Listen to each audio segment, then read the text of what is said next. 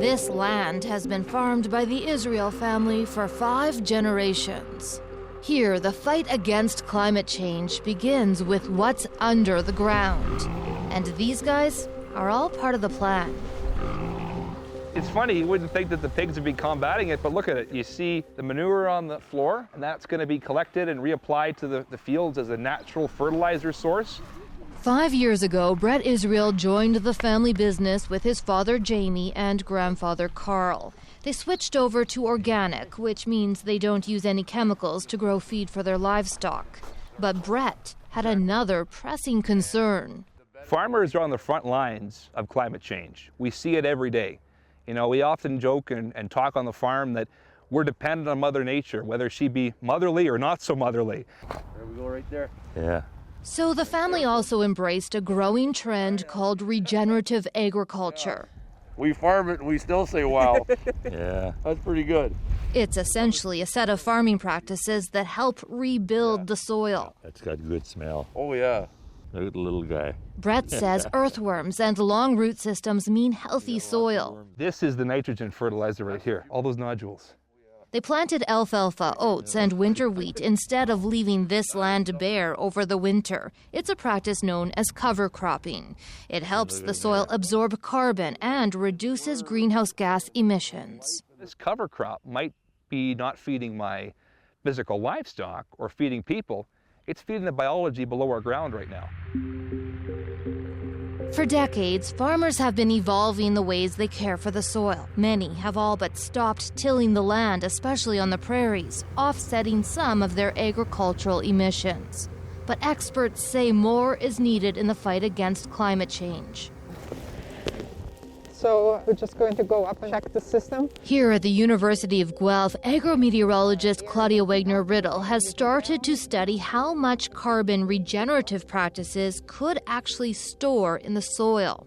It's taking the carbon out of the atmosphere, but keeping it in compounds that are not easily accessible to be returned to the atmosphere again. That's the magic of the soil carbon sequestration.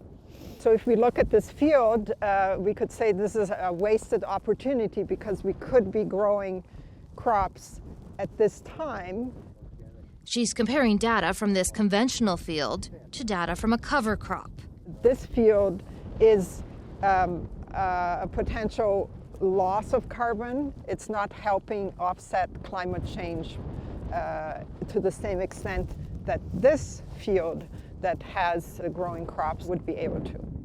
Still, it can take years to see benefits from regenerative practices, and only if farmers commit long-term.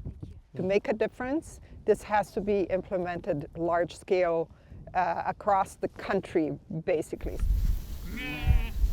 While the science is still evolving and it's not mainstream, There's about 250 ewes here. 70-year-old Blaine Jertis has been pitching the philosophy for decades. I've been doing this 20 years now. To kind of step out and do something different gives a lot of people a bit of fear.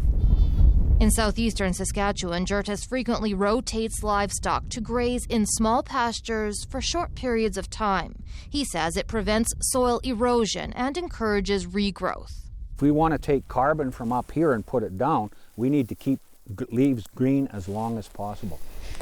Jertis says adopting these new practices can take extra work, money, and education, but that it's worth it. He says his land absorbs more carbon than his neighbors, and that soil testing proves it. On this farm, we are sequestering enough carbon to more than offset 400 Canadians' footprint. How confident or exact are you in the measurement system? Well, that's the great scientific debate. So now Jertis is helping with a pilot project funded by the American food company General Mills. Jertis works with local farmers like Gary Richards, who's been improving his farm's ecosystem for years. Good job. General Mills is testing his soil and counting birds and insects on his land. The company is looking for ways to reduce its carbon footprint. They're investing a lot of money on this farm and the other farms to collect data and to quantify this. So we'll put something else under there to stay green. The push to quantify his impact on greenhouse gas emissions, now a marketing campaign too. If we were carbon negative, then that oats that we grow here could be marketed as carbon negative. So there's the chemical, the physical, and the biological aspects of the soil. Once the results are in, he hopes to also sell carbon offset credits and believes other farmers will buy into regenerative agriculture if it makes good business sense.